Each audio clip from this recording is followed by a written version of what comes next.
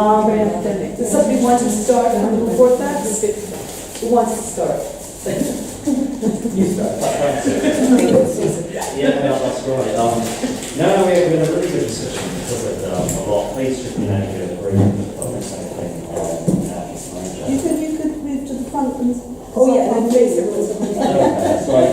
Yeah, it was a really good discussion, and in a sense, we all, I would say, broadly speaking, said that the main point of the question is not anti-Marxist or anti-speciesist, though we discussed various issues and our caveats within that. In a nutshell, we said that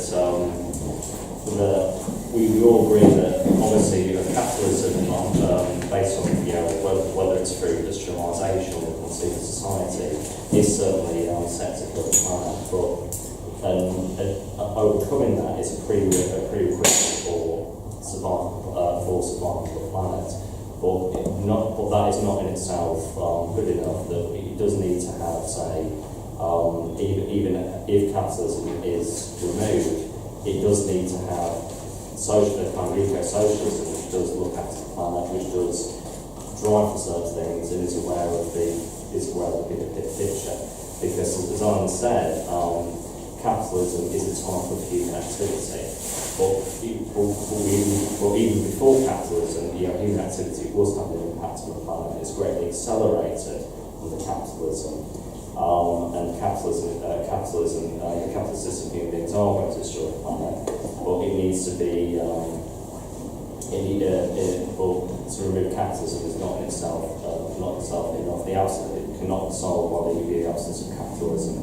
We talked about saying that we need long distance travel, or it needs to be local region production, and also what Ron raised about the human beings' tendency to damage the planet isn't necessarily a question of will. It's the current state. It's the nature of the nature of production, which is damaging the planet at the moment.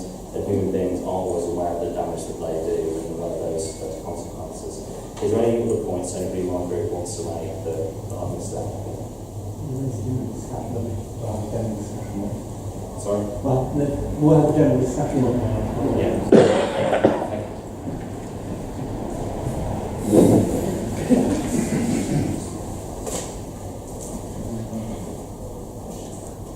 I think our discussion is sort of fairly wide-ranging, with perhaps a bit disjointed at times, and people sort of went on a tangent. So I'll try and summarise it.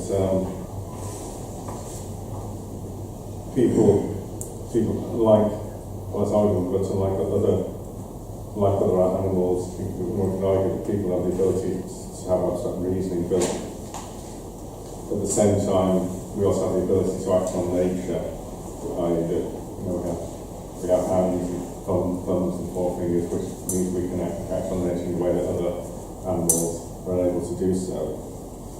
People should have a relationship to nature that doesn't lead to catastrophic events, and clearly that is the situation that we have under capitalism. It's also a discussion about sort of preservation of the natural environment, but for example, is it or is it not important to preserve the existence of all existing species? Perhaps we should just let some species go extinct. Well, that's what's argued. I don't agree with that. And I think what was also read, although human beings have always had an impact on the environment, that's sort of changed under capitalism. The impact we as humans have had is much greater under capitalism than it was previously. And that's true of all previous given existence, whether it's class society or primitive communism, or whatever. And often given impact is very negative in the sense that possibly we could, the worst case scenario, completely destroy the planet or make it virtually uninhabitable. I don't know any other points I've missed anyone wants to raise. Okay.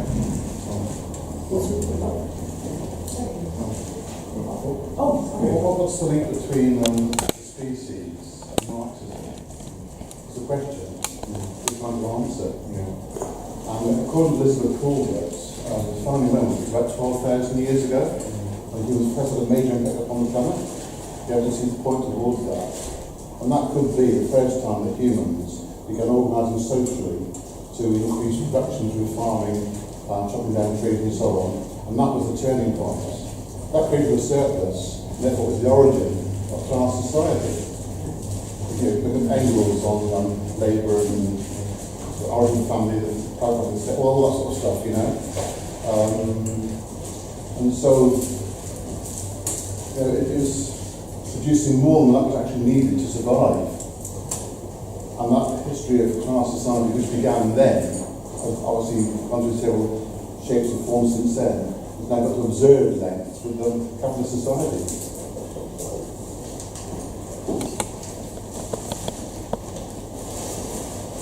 This was probably you guys looking at.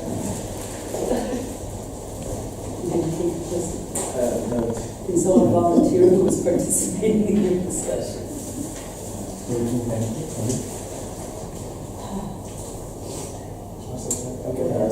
Right, what do we say?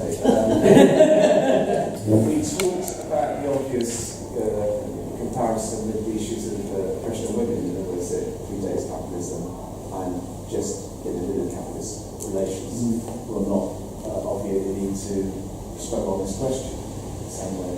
The other thing that was raised was this idea that the self-consciousness of the revolutionary process is so much greater in the transition from capitalism to socialism than it has been in the past for other transitions. Marx himself talks about the fact that the sort of embryonic forms of the new system are much more developed in previous transitions than will be under capitalism to socialism, because workers don't have any resources, essentially, whereas the capitalist class really developed its force, its power, before it took political power. So in that sense, you could argue that the ecological thing fits in with that, because the revolutionary class has to be so much more conscious, and not just a question of rearranging the economic relations, but rearranging our relationship to nature. What else do we talk about?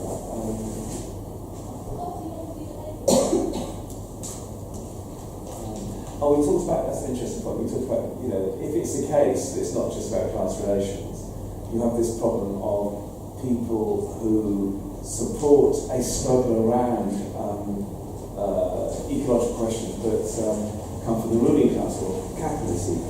You get, for example, examples of companies mobilising their workforce to support ecological demonstrations, body shop, that sort of thing. And what's our attitude to that? I thought that was an interesting discussion. How do you build an alliance for socialism that isn't narrowly class-based without taking away the revolutionary force of the working class? That was a key thing that we noticed to the we had similar discussions about, about hunting and gathering and transition to agriculture. As the other groups, we went on the same ground. Does anything else happen? Has anyone else wanted to need some stuff up as a group? Well, I've got a point which I think is quite important. I mean, I completely accept that all sorts of ecological damage go a lot further back than capitalism. And I mean, Dave made the point about there's no law of value in the Soviet Union, that they were grim latterly on the environment. But I do think we do have to talk about capitalism as well. And one of the points that, if you like, is on the hopeful side is that it's actually, compared to 89 billion people on the planet, it's only quite a small number who control the governments and agribusiness and big mining operations, nuclear power companies. So we tend to think it's an overwhelming problem, but actually it's quite a small number of people to displace. Obviously, how you do it is another matter, but it's quite a small number of people who run these things. I mean, I'm in favour of shutting down agribusiness. You can do it in much better ways. Even the UN says organic agriculture has better yields and it's cleaner. And we have several thousand years of knowledge collectively, if we're able to use it, about how to do farming. that is better than Monsanto. Just to remind everyone what the question was, is it wrong as speciesists, or indeed anti-Marxists, to talk about the impact of modern humans on the planet as a species rather than the impact of capitalism? I think what you're really getting at is population control. Is there an ideal figure that we could suggest was more in balance with nature? I don't think many people have actually fully discussed that, because it could lead to some unfortunate suggestions. So it's really controlling those sorts, or getting boundaries around the discussion more than anything else that we're really talking about, with this question anyway. Wait a minute, you're going to get a chance to respond. One thing we discussed in our workshop was the fact that capitalism acted as a sort of accelerant to processes that were happening in any case. That things like, in some ways, the invention of fire and cultivation of crops and domestication of animals were already having an ecological impact on the planet, and would have had so much more slowly. But capitalism, which is Alan repeatedly emphasised, capitalism is a human construction, was vastly accelerated it. But one thing I raised towards the end that I think we need to remember a bit more was I mentioned the contribution of somebody Dave will remember well, our former comrade Eileen Gersh, who died 15 years or so ago.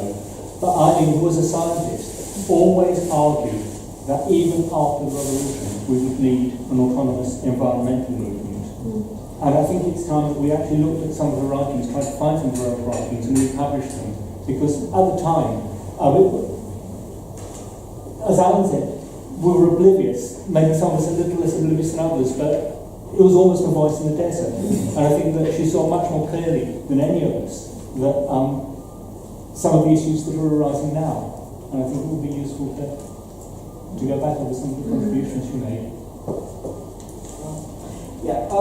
Really, there's a question for Alan from the talk earlier. We talked about the moves to reclassify the Holocene as the Anthropocene.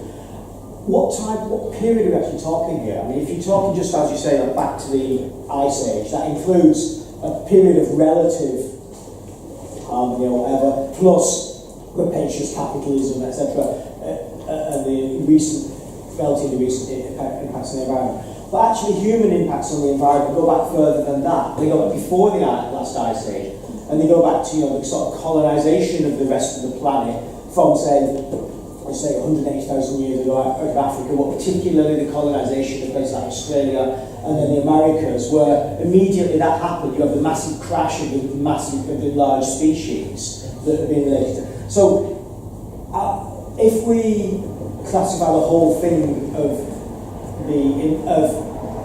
human impact on the environment like that as being the Anthropocene, I think it hides more than it actually enlightens, because it's a huge period, but there's different effects of humans on the environment. Also, it goes back to the question about population. The big sort of impacts on places like Australia and the Americas were nothing to do with population particularly. They were relatively small groups of humans which actually managed to cause huge crashes in the ecosystems there. Not because there were billions or even millions going into those places, but relatively small groups of tens of thousands. Yeah, I'll just question slightly. It seems to me that we did have a discussion about what happened to the bison in North America, and I have the view that maybe I've watched too many revisionist westerns. But I have the view that, as I've understood it, there was no threat to the size of the herd of the bison, despite the I don't know how many thousands of years they've been humans in North America. But the near extinction of the bison in the 19th century was a conscious decision by the railway companies, because they wanted to remove the food source of Native Americans, because they were seen as an obstacle to their plans in building those railroads. We pointed out Easter Island as an example of a small place where the local people destroyed the environment, they cut down all the trees to build statues. But I think by and large, I just don't see the hunter-gatherers had something catastrophic. I think they had a much more healthy relationship with their environment and understanding. And you know, the fact that they regard themselves as part of the land, not as owners of the land, which is a concept that came in with agriculture. And I think what's key is the creation of agriculture and class society. I think that, and then also that capitalism is a qualitative change because it exploits so grindingly and in such a hugely destructive way that one must at least make the thing that it's qualitatively worse than what happened before.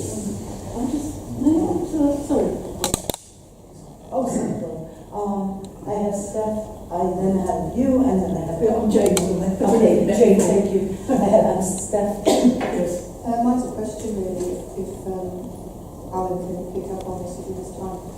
We did pick up on the issue of biodiversity in our discussion, and so questioning what is the importance of biodiversity. Do you need biodiversity to sustain difference? Do we need difference in terms of the numbers and the pyramid that keeps us fed, if that was our main concern? But other than that, what are the benefits of biodiversity? It's sort of a question, a bit of a caveat about the hunter-gatherers and how they cared more for the planet and how things got worse with the introduction of agriculture. There's some evidence that this is the case, but it's also a literary topos, which actually goes right back to Ovid's Metamorphosis, the bit of the golden age where people didn't have to work, they could just go and pluck fruit and nuts off the trees, they didn't kill animals.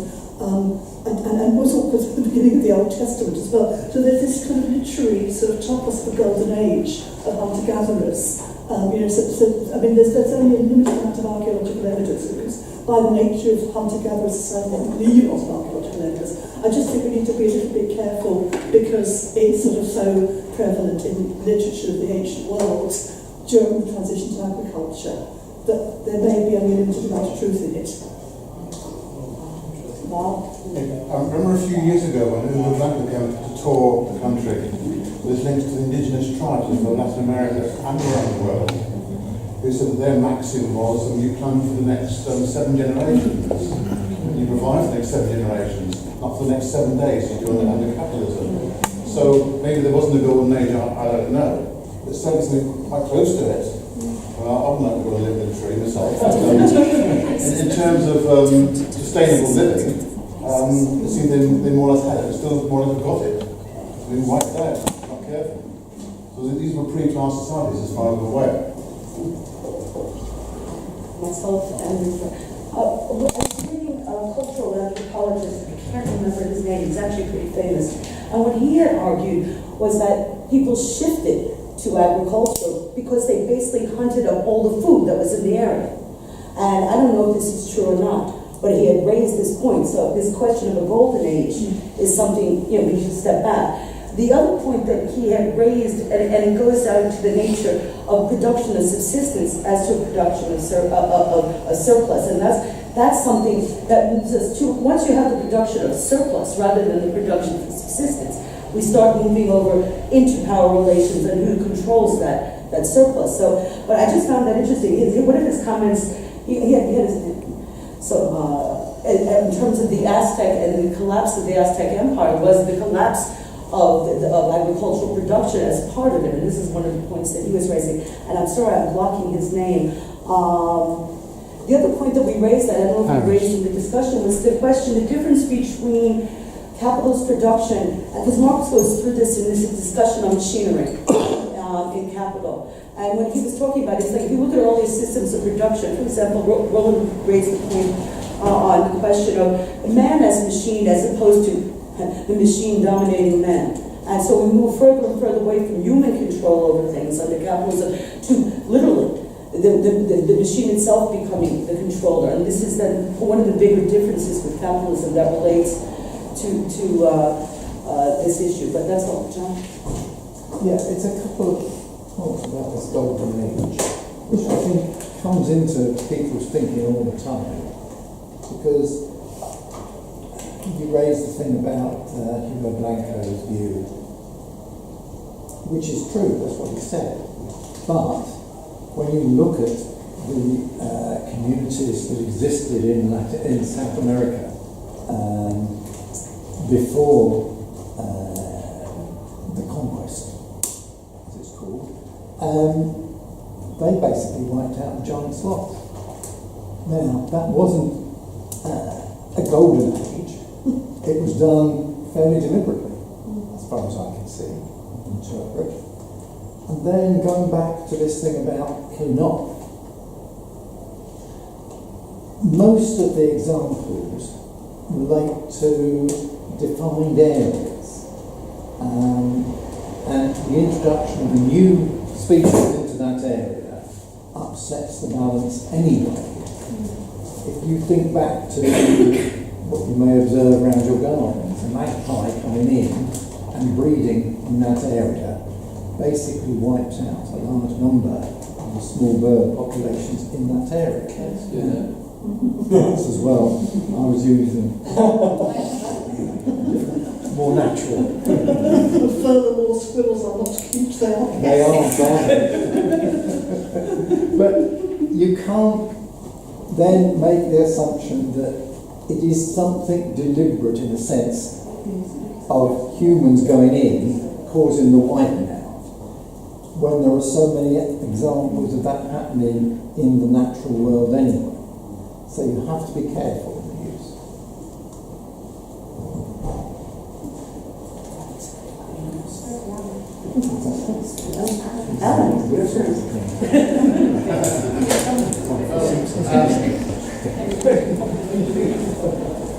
Well, I mean, I think about that point. I think the point about humans, goes back to the quote from Engels, humans have choices. This is the thing.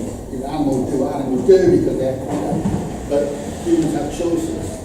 And I think what Rob says about, modern humans in a much earlier period, soon after they emerged from Africa, causing catastrophic collapses in biodiversity, I mean, they did. And I don't know, I'm not a scientist, but from what is argued by scientists is that actually human beings often kill even when at the time of the hunter-gatherers, much more than they actually needed. Yeah. They went beyond, they went beyond what they actually needed. If you look at the bison is one of the most grotesque things because, it wasn't just that, the railway companies wanted them gone. And what they did, they laid on these huge bison shooting parties, and they took them out into the herds of bison. And because bison were really friendly, the bison all come down wondering who had arrived, and then they just gunned them down at short range, and they left these huge piles of bison, thousands, hundreds of thousands, were gunned down at the shooting parties. Big money was made. Big money was made from going out and shooting bison. Just about as kind of gross as you could possibly imagine it. Mind you, a lot of things go on today that are pretty gross. If you look at the trade in endangered species and all that kind of, lot of incredibly gross things go on that are destroying the environment. Okay, so some of these points. I think that on the Anthropocene, the big debate is on the data. That's what it is, big debate. There's a debate on the left, there's a scientific debate in terms of the debating. And basically, the different positions are 180,000 years, basically, or the rise of industrialisation, not just capitalism, but industrialisation, and what is called in the 1930s and 40s the Great Acceleration. There was the Great Acceleration of species depletion. And so these are the kind of things.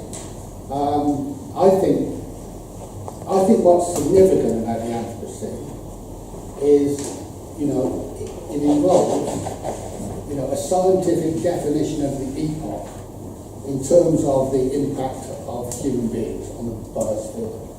Then it sort of makes it makes it absolutely clear what it is. I think the argument that it should be called a capitalist scene is what is the other argument with Andreas Mann and others. I think there's two things about that. One thing, I think it is far too narrow for such a definition. It is in any case, capitalism is in any case a human activity. And also, it's connected to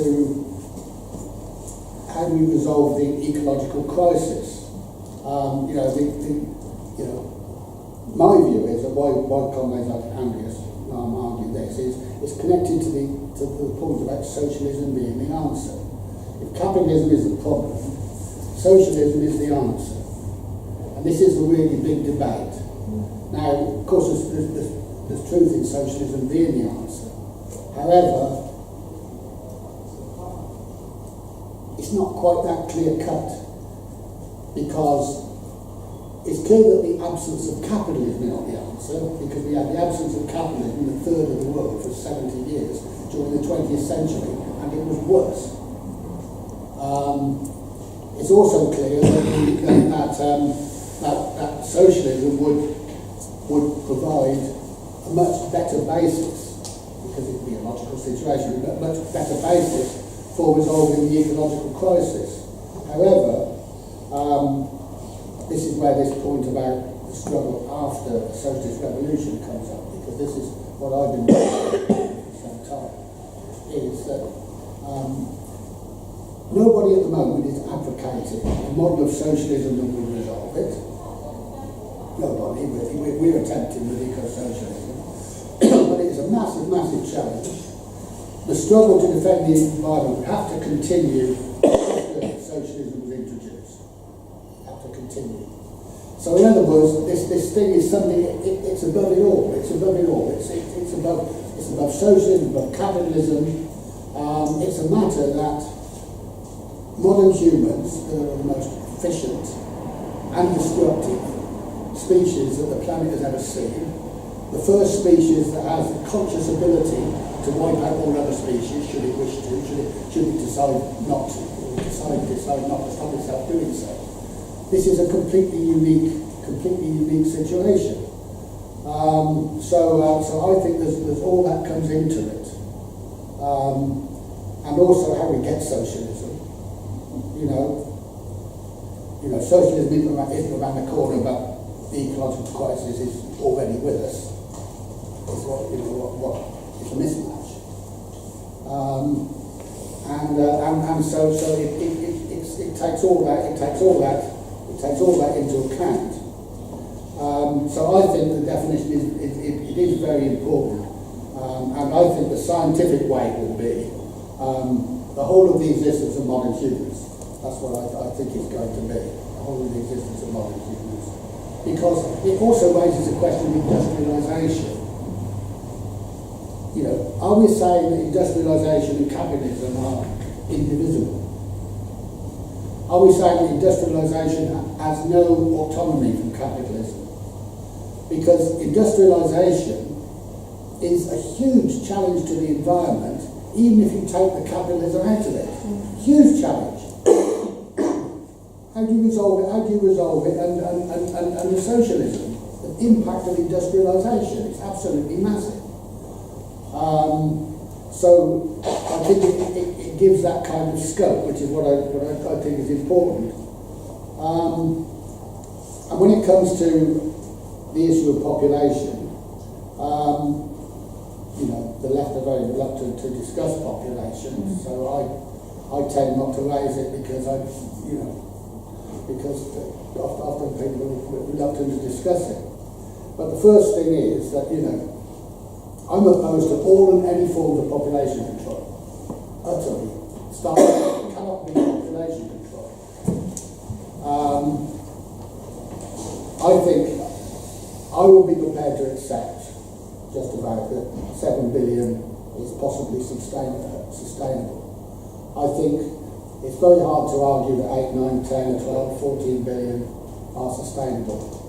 even if you can produce the food to do it, because every individual has an ecological footprint. Every individual needs things, produces things, has to have space to live, space on the planet, and it's putting the pressure on other species all the time. So it's a really big problem. In my opinion, steps need to be taken to stabilise the population as it is at the present time. And as I've argued extensively, in my opinion, the answer to that is the empowerment of women to control their own bodies worldwide. That's my opinion. I think if women have the power to control their own bodies worldwide, their own fertility worldwide, I think that will stabilise the population. That's what I think. Now, the left doesn't debate that. The left doesn't debate that, so you don't really know. No, we don't have an opinion on it because it's not debated. But I think it is. It is still, however, a big challenge to. It's still a big challenge to produce the amount of food necessary